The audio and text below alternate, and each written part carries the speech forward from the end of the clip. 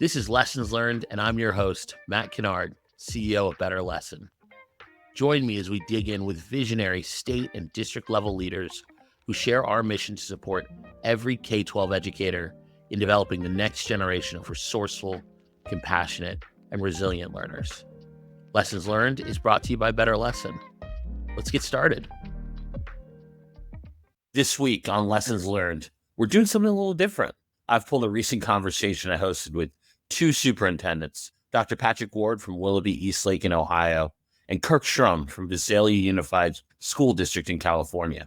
During our session, we discussed how they're navigating the challenge we're hearing about every day in districts across the country. How do you manage a shrinking budget with increased scrutiny while overhauling the way that you're preparing kids for a rapidly changing workforce? What sticks out is that instead of tackling this as a budgeting exercise, they're both leaning into the uncertainty and treating this as a moment to leverage data, prioritize pathways, and collaborate with their communities. And in doing so, they're living the phrase, doing more with less. I hope you'll learn as much from this conversation as I did. And a note for our audio-only listeners, you can find the full video, including bonus data visualizations, on our YouTube channel and podcast.betterlesson.com. As always, thank you for listening, and we hope you enjoy. It is really a pleasure to be able to be here and get to spend some time with you all. And I think more importantly than getting to be host and moderator, I am really excited to be joined by two superintendents, Mr. Kirk Shrum of Visalia Unified School District and Dr. Patrick Ward of Willoughby-Eastlake School District. And for those of you who follow the Better Lesson Lessons Learned podcast, Dr. Ward was also a recent guest. So it's great to have you both here. I'd like to introduce our panelists, starting with Mr. Kirk Shrum. Prior to joining Visalia Unified in 2022, he was a chief of school leadership. He was a chief school leadership officer for Henry County Schools in McDonough, Georgia.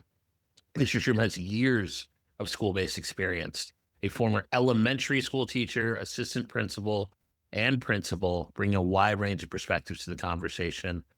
Thank you for joining us, Kirk. Anything you want to throw out there as a quick one-line hello? Thank you for the opportunity. Excited to share some of what we're learning. Fantastic. I'd also like to introduce our other panelists, Dr. Patrick Ward, again, superintendent of Willoughby-Eastlake School District in Ohio. Like Kirk, Patrick is an educator's educator. I learned recently that he knew in second grade he wanted to be an educator. So I wanted to be a shortstop for the Red Sox. Dr. Ward wanted to be an educator.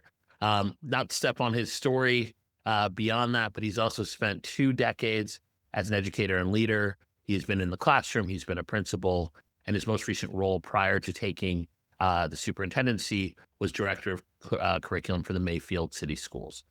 Thank you for joining us, Dr. Ward. Good to see you again. Again, anything you'd like to say to our participants? So I'm grateful to be here today and have an opportunity to be thought partners with superintendents and educators across the country. One of the things that I am really excited for hopefully all of you to be able to take away from our panelists and from our programming is that in addition to having two forward-looking leaders, much of what they share today is steeped in continuing to be educators at heart. And we think that being able to be resonant with our educator community is so important, especially as we talk about hard topics like college and career readiness and scheduling. We're really excited to be able to bring kind of that heart. And I know that both of these leaders have been able to use data, but also deep resonance with their teams to try and enact real change. In terms of agenda for today, we're going to cover a couple of topics. We're going to talk about defining measurable college and career readiness. We're going to talk about assessing current gaps and how you get to the desired outcomes. We're going to talk about leveraging data, and we're going to think about building long-term leadership capacity. One of the reasons that we think this is so important is guiding our students who become graduates to be college and career ready and able to participate as impactful members of their communities is that core promise of the public education system. And unfortunately, in nearly half of our states, less than 50% of our students are graduating college and career ready. We know that it's an increasingly resource constrained environment. We are post ESSER. We are seeing budget uncertainty today. And so we're really want to make sure that every leader and educators at every level are using data to be able to prove and improve resource allocation and to be able to visibly, measurably, and sustainably move kids forward. And we're excited to be able to dig into this work.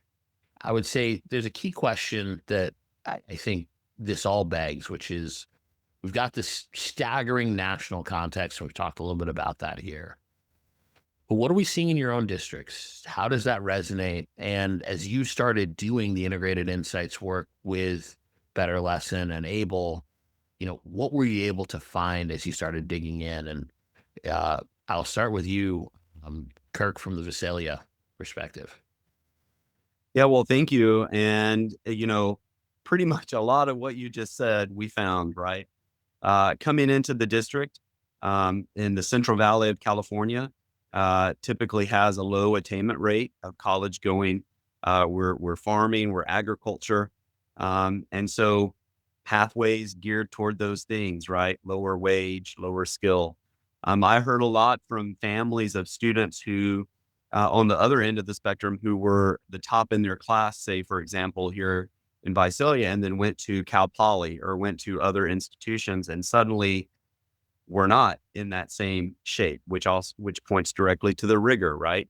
And so we really saw here in our rates of students going to college, of persistence, I discovered we didn't really have good systems to measure that. We didn't really know some of these things other than what people had said. And so I also found coming here that a lot of people, our board and people in the community, knew more was possible and want to see more, but how to do it, how to build the systems, what data do you base these things on, was not something that people knew much about. And so that's really what began the work, right? How do we design and rebuild the system to do exactly what you just talked about, get more kids to college, get more higher career pathways that lead students to better opportunities, increase the rigor.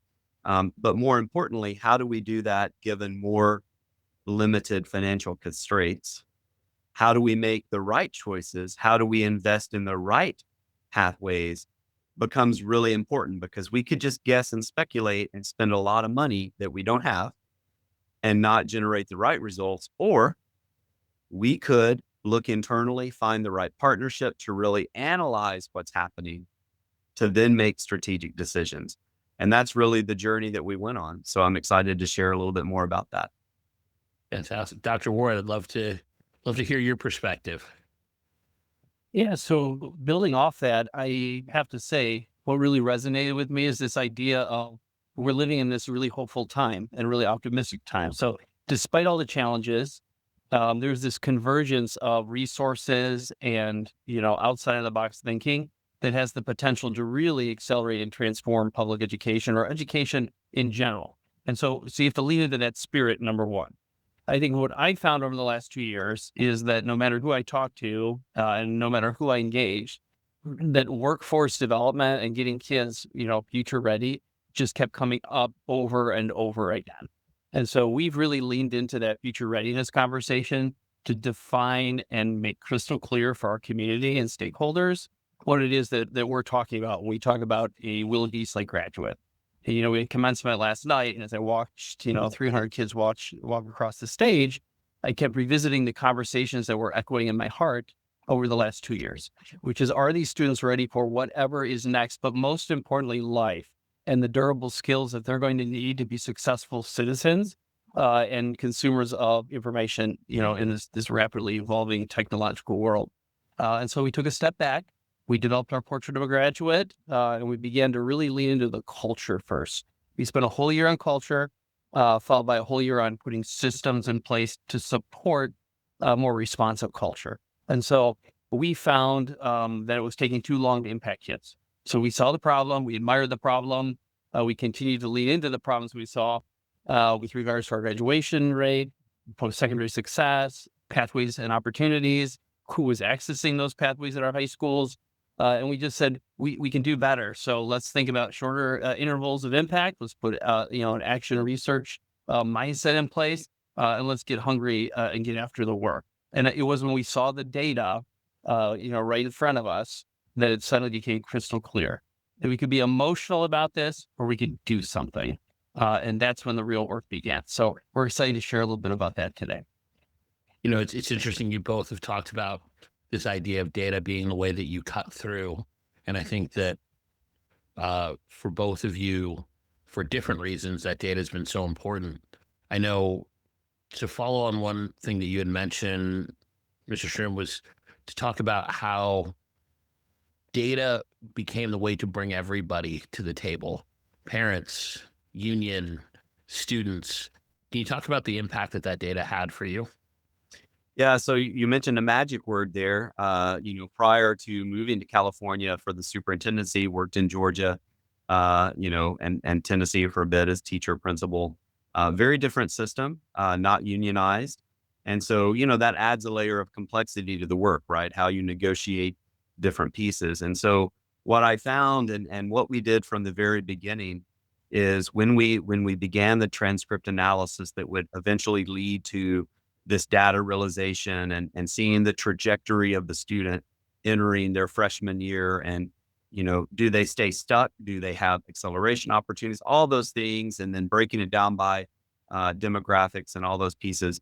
We had different pieces of our leadership involved in all of those conversations, including our union leadership. And the thing about it is, and Patrick echoed this too, like when it's in black and white and you see it in the data, the emotional pieces might still be there in a sense, but it's not Kirk coming in and saying this pathway is doing this, or, hey, we're not getting our Hispanic students into advanced learning. It's the data saying it. And so then we're able to come together and really talk about it.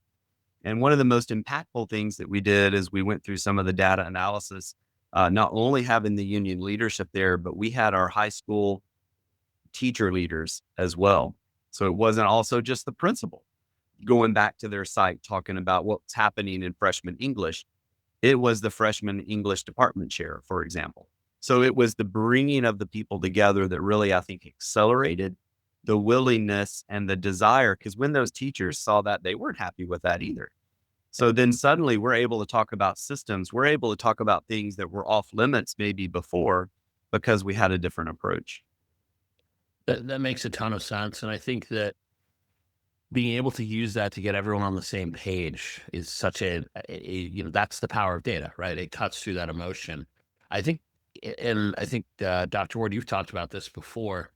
It also helps make the impossible feel possible because there's a first step that can be taken. How were you able to kind of look at what you got from the integrated insights work and then be able to kind of navigate those next steps with your team? So I think what we could say was true is we felt like something wasn't right. Right. We were just looking like at a pattern of course selection. We're looking at students in classes and we're like, something just didn't feel right. When we saw the data though, the team, it just sparked this like an intense immediate reaction. Literally, we brainstormed the entire afternoon about things we can do right now as we were entering course selection season to begin reversing some of these trends that were just staring us in the face. Our freshman English class is a perfect example where we just weren't taking care of freshmen. We saw that when kids came into regular English, they stayed in a regular pathway the entire time they're in high school. Kids weren't jumping into more academically intense classes because, eventually they just grew into it. Literally, the path you start on is the path you stay in. And for us, that was only 33% of our kids in academically intense courses.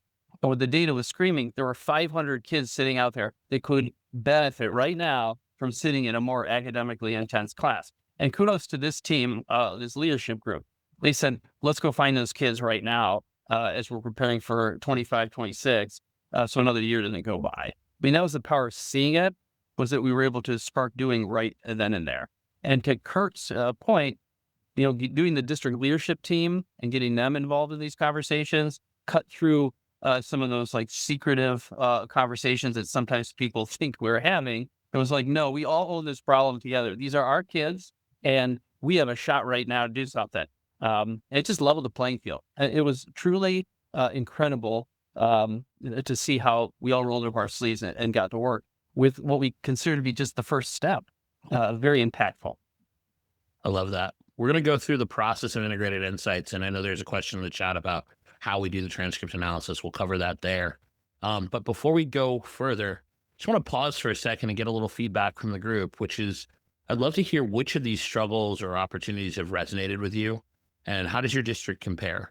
And feel free to throw observations in the chat. We'll also be monitoring for questions, but why don't we give that a minute to let people just throw a couple of points in there. And while we're doing that, if we move forward to the next slide, we often see symptoms of these problems, some of the inputs. We really have to get into a good forensic analysis, right? Which is what integrated insights is meant to do, to help people understand what's happening from a system view. I think we can often look at a classroom level, maybe a grade level or a building level, but really we want to be able to see the system-wide impact of choices we're making in terms of resource allocation, the academic pathways that we're offering for students to pursue. Because I think when we look at the system, it helps us understand where the system dollars are also headed and our system points of impact are. And so one of the questions in the chat was kind of how do we work with, how does Better Lesson then work with districts to do the work? And this is the integrated insights process. Together, we really want to start with defining the goals. And we really want to start by backwards mapping to what are the goals for your district.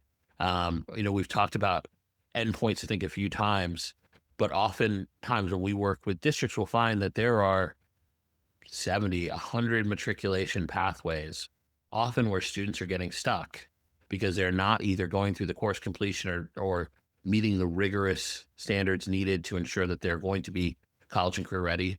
And they have not done the course completion work to make sure that they're going to be college and career ready. And those two things together are kind of a death knell against the goal.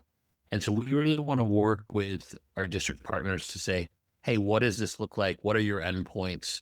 Where are you trying to solve? And what is the purpose of your teaching and learning org? And then make sure that our strategic goals and steps all work us back to that long-term vision. We're then going to want to get into the data analysis, and I'll pause here for a second, but we will work closely with the district IT departments as well as your SIS to get access to the transcript data.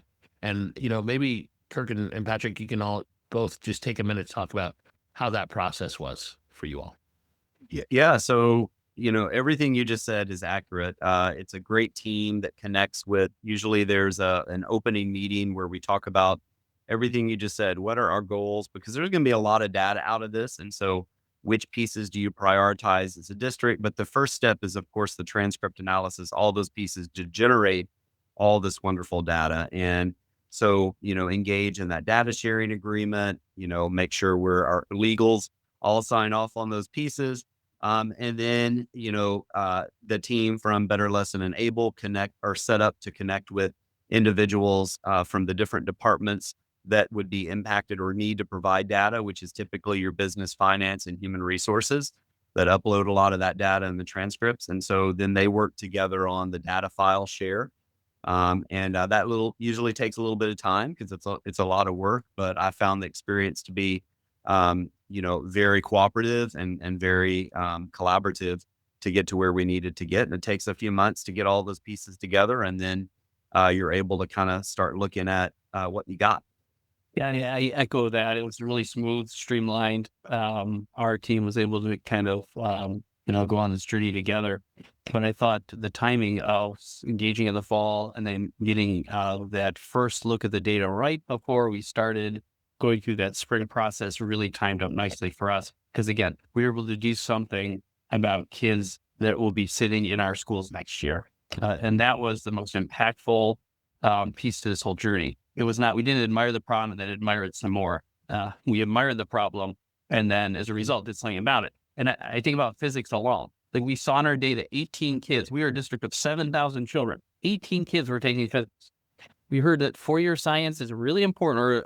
And so next year we have, between the two high schools, over 170 kids taking physics. Like that's not because we weren't, pro physics. And it's because we weren't paying attention.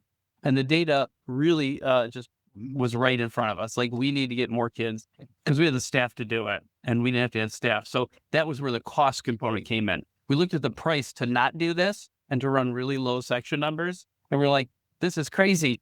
More opportunity, better value. And I can turn around and talk about the return of investment to the community during a time when we are very fiscally have to be tight. Like, we don't have unlimited resources. We struggle, just like all school districts, to do the most of what we have and to do so transparently. And this was a pretty evident piece of data for our community to say, we can get kids in these rigorous courses, and those 500 kids are sitting out there.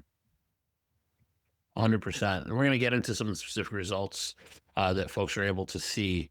Just to step through the last pieces of the process, we then do a thorough data review with our district leaders and leadership team. I've had a chance to participate in several of them, including in Willoughby-Eastlake, and it's an awesome opportunity to see those pathways laid out. And I think the data laid out in a manner that's digestible.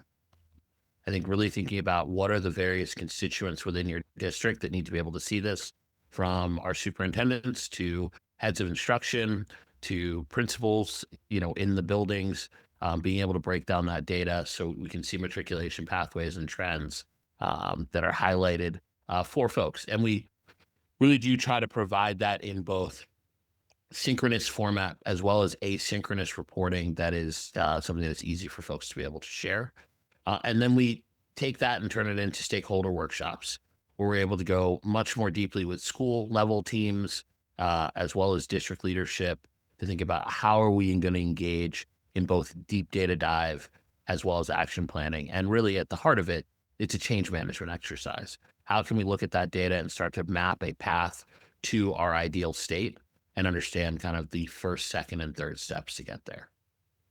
One of the questions in the chat is, what does this then look like in terms of consumable data? And if we move forward, we'll be able to kind of talk through what some of that looks like.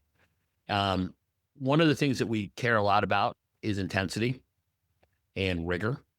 And so one of the first things that we do to work with our district partners is to be able to go through and understand that based on the transcripts available, what is the academic rigor that we are seeing for students? And that academic rigor is measured in three areas. One is looking at persistence. Second is looking at access to advanced coursework. And the third is looking at course progressions. And I think, as Dr. Ward brought up, for instance, making sure that kids are going through a biochem physics progression in science is incredibly important for their long-term success. So can we identify that and then understand how many of our students we're actually putting through intense or highly intense rigor in their coursework? And then where are those opportunities to bring those who are far from intense to a more intense set of coursework? And for those who are sitting on the cusp, how can we more easily identify as schedulers kids who are really ready to take the leap into, say, advanced honors coursework or AP coursework and may not have been pushed into those schedules? Or as we look at their course request list, understanding those kids who we need to actually recommend for more rigorous coursework because they're going to be prepared for it. Being able to build this kind of model of what the student body actually looks like by cohort is an incredibly useful model because this data is really just never available. I'll start with you, Dr. Ward. Can you talk about how this was helpful for you as you were having these conversations? Yeah, and it just jumps off the page at you, right? Because we talk about future readiness, we talk about all kids, we talk about, making sure that Willoughby-Eastlake is the choice, right? Because we live in a very competitive environment. And then when you look at our population, the question we had asked was, how do we take that 31% and move them up, right? How do we take that 34% and move them up? And what intentional decisions are we making in that course selection journey and the opportunities that we put out for our kids that are impacting these measures? We found out we offer too much. It sounds crazy, but when you look at our course catalog, it's like a jungle. And so, like, if I can't negotiate it as a practitioner in the field for 25 years, who has, by the way, a kid in our high school, like where's the hope for anyone else picking up that book, trying to make good decisions for course planning? And so sometimes complexity is the enemy of simplicity here when it comes to being very intentional about laying out this kind of core pathway. Because we heard loud and clear through what was a very, independent presentation, right? You guys, a group came in who didn't know us, did not have a relationship with our team, and in a very kind way said, "This is who we are. Own this, but know where you're going." And I think that alone was empowering for our administrative team to get to work. And looking at this data a year from now, 2 years from now, have we done this with the next graduating class? Have we moved more kids into more academically intense opportunities that's right for them?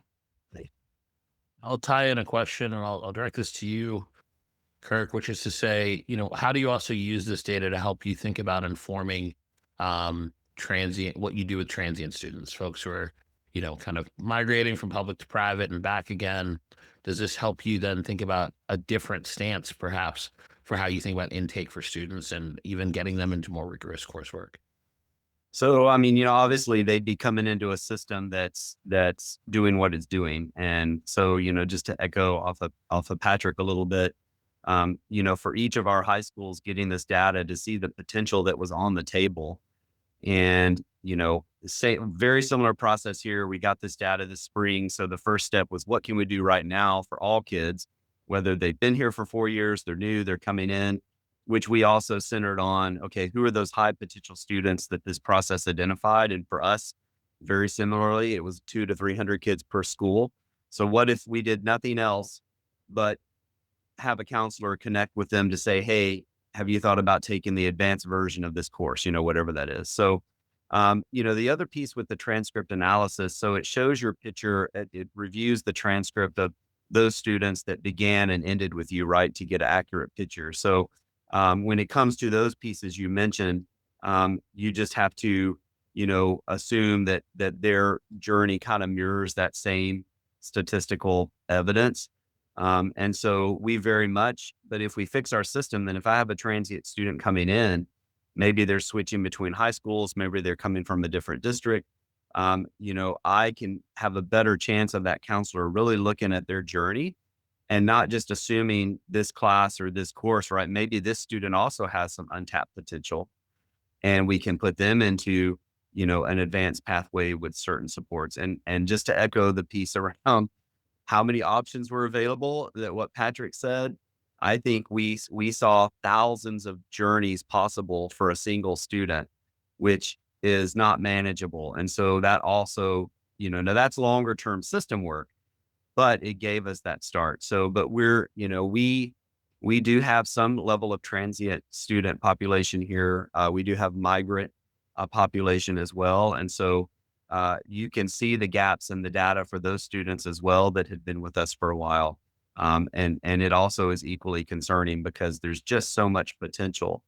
And how do we orient our system for every student?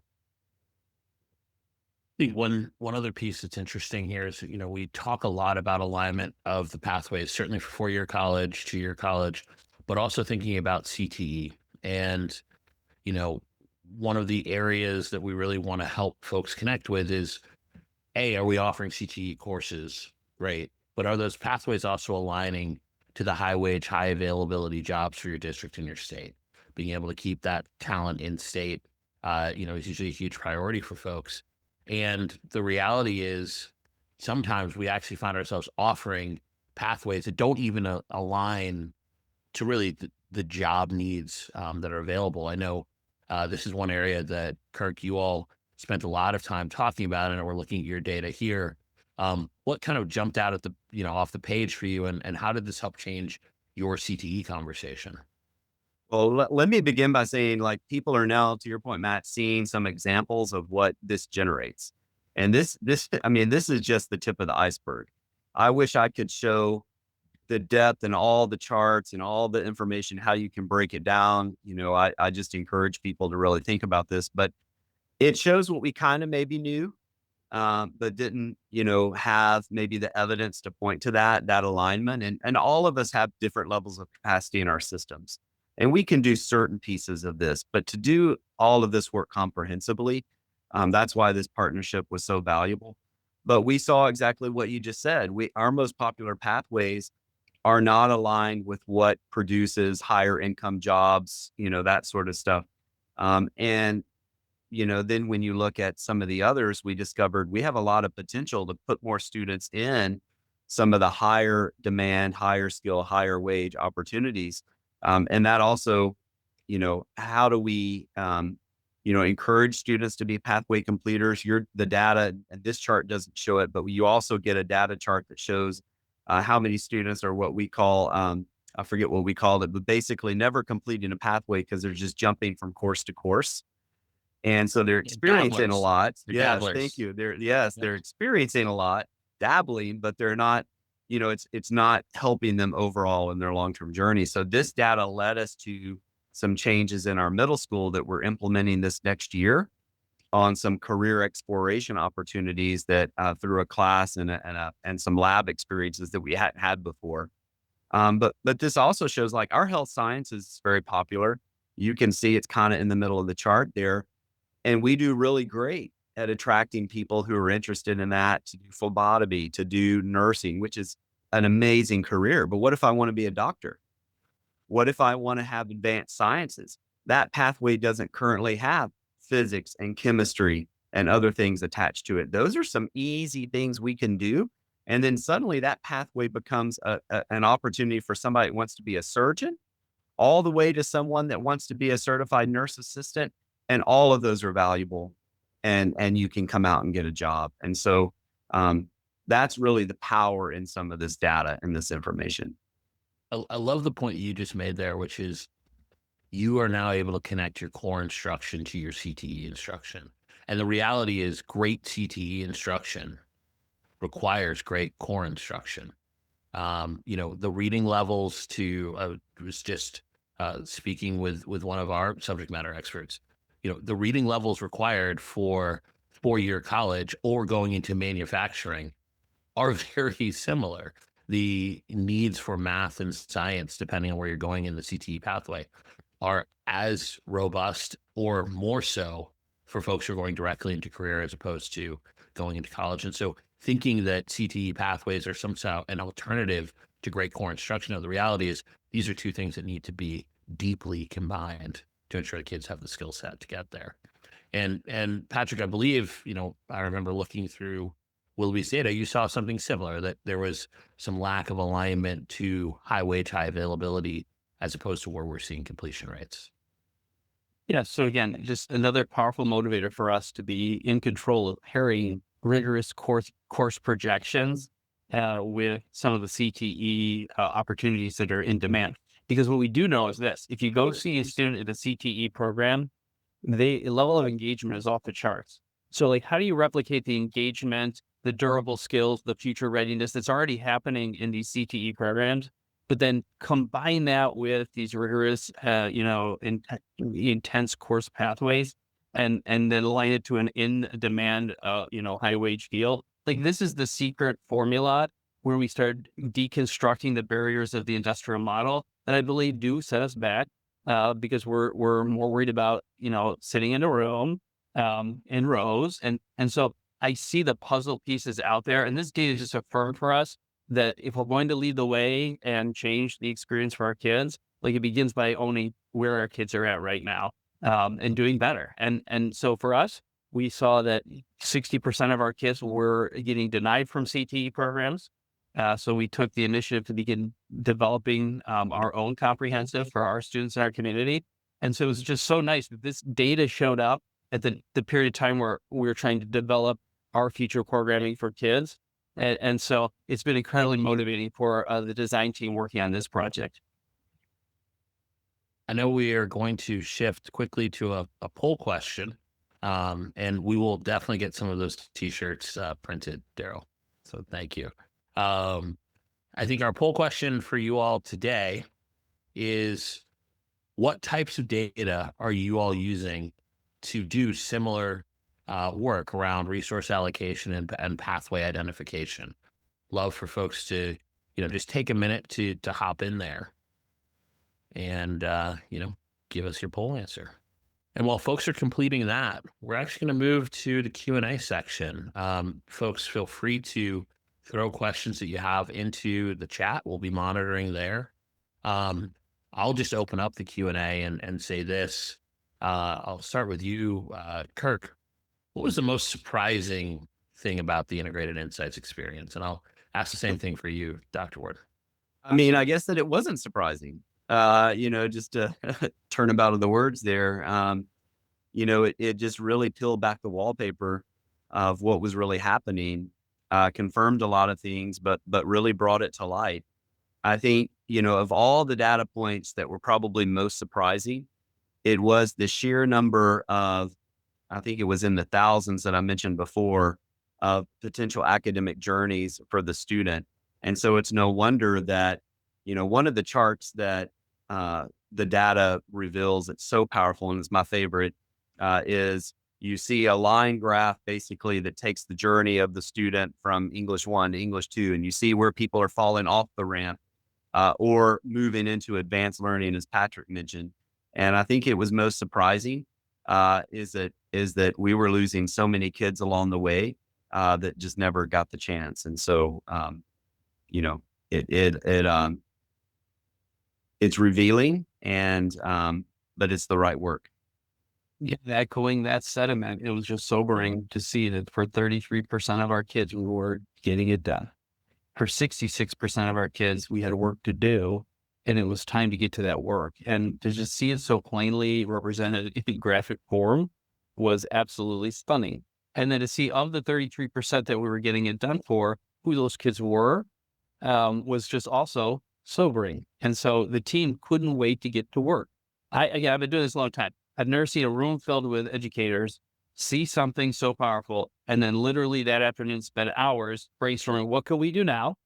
What can we do next year? And what needs to be some of our long-term system changes that if we do nothing about, we would all be embarrassed. And so they lay that out and are ready to kind of start next year, rolling up their sleeves to get after it.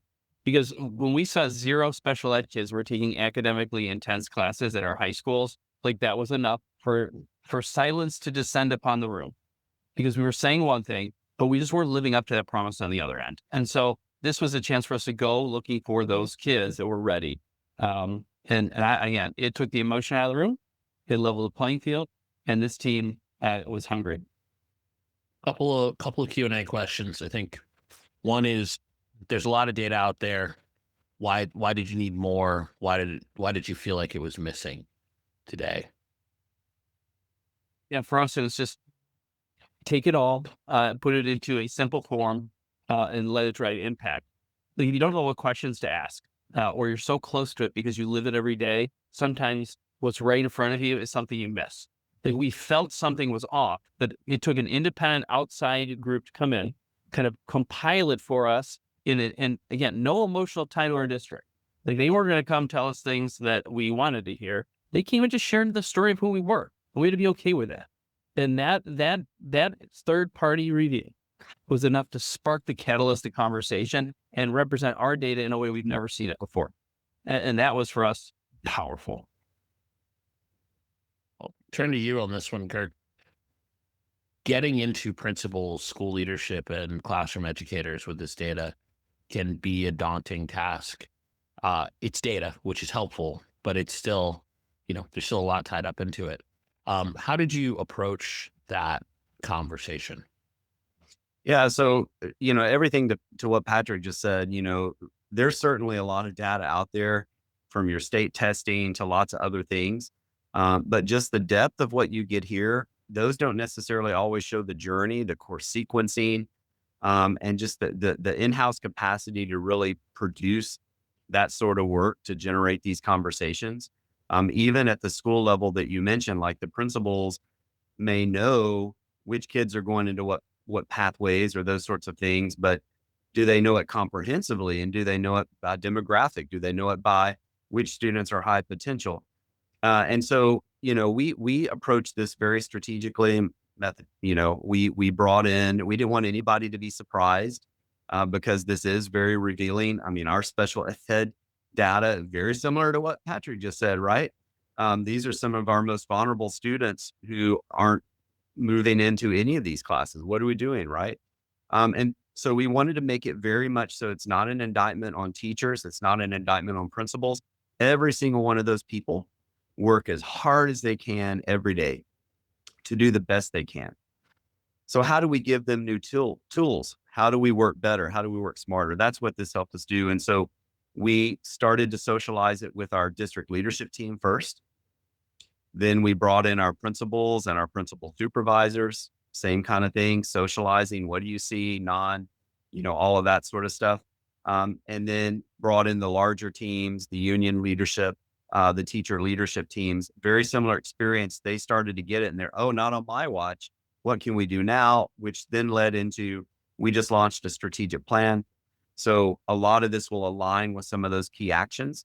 And so now we have some evidence to build on as we work on some of that work. So that's kind of how we approached it and brought in the school leadership, we also shared a version of this with our board so that our board of education could understand why this is so impactful, because I need them to approve the work, right? And so helping them understand how this is very impactful and how it's going to change trajectories was important as well. That makes a lot of sense. We weren't just able to share the results of the poll, so interesting to see that test scores and academic outcomes, aka GPA, and community feedback were high on the list. I'll ask this kind of our final question. What's next? Now that you have the data, you started the change management, you're working through the changes in your schedule. What comes for you both next? We'll close out from there. Yeah, for us, we are 100% committed to continuous improvement. And so we've put the structures in place where these conversations are going to take root and begin to live. And so we found that if you're more intentional about sparking these conversations across the system, you have a better shot of making the change necessary. So from the board to the community to cabinet to our various action research teams we have in place, as well as our PLCs. But if we get down to the teacher level and have those conversations about, all right, here's what we're willing to do. We're going to listen, engage, and this design problem is all of our problem, right? It's not just, my problem or yours. It's if we want to be the future ready system of tomorrow, then we got to look each other in the eye, have courageous conversations, and we've got to create the school system of tomorrow. No child in Willoughby-Eastlake schools, from our perspective, shouldn't come here every day and feel like their future is not the path that they're on. And that takes the adults in the system abandoning old practice and then just embracing the opportunities in front of us. It starts with the conversations that are getting sparked, followed by action. And we want to measure that action. We want to continue to be able to see that because of these things we're doing today, we're moving the needle. So the data we saw the first time in that, insights dashboard there actually looks different for the class of 25, 26, and 27. That's how we know we're doing better and we're living up to our promise. Yeah, I'll just add to that everything you just said. PLCs are really strong here, incorporating this work into that, which gets down to the teacher level. Our action teams, our version of that is our action teams around our strategic plan actions, of which a lot of that stems from this data. But I'll just add to a couple of things, that I want to be intentional about that I think have always been areas for improvement at districts. Is we start journeys, but do we monitor how it's going along the way, that continuous improvement piece that Patrick just mentioned? So I want to see, we task our principals, hey, you just identified 200 or the data helped us identify 200 something kids. Who are they? How can we get them into a class to be successful? And then follow up with that next year. Do celebrations with our principals and our teachers who do some of this work, right? So you build that excitement and that energy and people see, oh, wow, like that school just to Patrick's point, has 200 more kids in physics or whatever it might be. And then we spotlight them and we spotlight those teachers because those kids will be successful. And so that's how we build that momentum and that continuing, excitement around this work, because it's not easy work. You're talking about changing systems that have been in place for a long, long time. And so just being intentional about celebrating some of those wins along the way, but putting a student face to it. Because when you put a student face to it, you put a student name to it, you talk about that individual student and how that child's life has changed because of what you did, teacher, because of what you did, principal, that builds the appetite for this work to really catch on. I love that. Plus, one final question, which is professional learning. I think there is an aspect to this of identifying the change you want to make, and then there's the actual change management. Can you all talk about how you're thinking about professional learning in connection with this? Yes. So I think it starts at the system level. We are a professional learning organization. We are committed to that at every level of this organization, like learning together and doing so through the design process. We lead into that design process, put a problem in front of us, we will activate this system and we will solve it. And I think that's the key. We also have to lean into the fact that we have more technology and tools than ever before, that the one-size-fits-all approach is no longer going to be the most impactful. So ask the right questions and then unleash the potential of the system on it. And we are a people business still. And as long as we're a people business, we're going to lean into that expertise and we're going to honor the autonomy and agency that I think teachers deserve. And if you give them that space to design with you, I've never been let down in 25 years. And so we are looking to reimagine professional learning so that every educator that wants to roll up their sleeves can get after this work with us. And that's really important moving forward. Yeah, I would just add to that this really helps, align with your district priorities, your strategic plan, or whatever that might be. Now you have clear data that helps you prioritize where you need to align that professional learning and development so that you're not shooting in the dark, or that you're not offering lots of different things that may not contribute to really moving the needle in the identified focus areas. Because I think a lot of times professional learning is that. And so then how do you use this so that you still keep that agency, that voice that teachers need through their PLCs, right? But now they have some data to help select based on that. Here's the learning I think we need that also aligns with the district priority to move the needle. So I think it helps with the overall alignment of what you're trying to do at the district. Well, I want to say a deep appreciation to both of you. The work with integrated insights, the strategic planning around professional learning, the idea that our portrait of a graduate is shifting and we can rise to meet that moment gives me a lot of optimism in where we're headed. And you two have been on the front lines of this. I appreciate you being willing to share your experiences, what it's like to do integrated insights with Better Lesson. And we're excited to be able to share that experience with others. And we are so grateful to you for joining us. And thank you to Dr. Dr. Ward and Mr. Shrum for joining us. That wraps another episode of the Lessons Learned podcast. Thank you for listening. For show notes and more about Better Lesson, please visit betterlesson.com/podcast.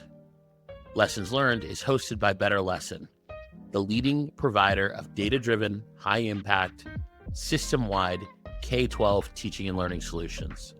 We partner with states and districts to support every educator in developing the next generation of resourceful, compassionate, and resilient learners who are college and career ready. Our work has impacted more than 80,000 educators and nearly 3 million students nationwide. See you in the next episode.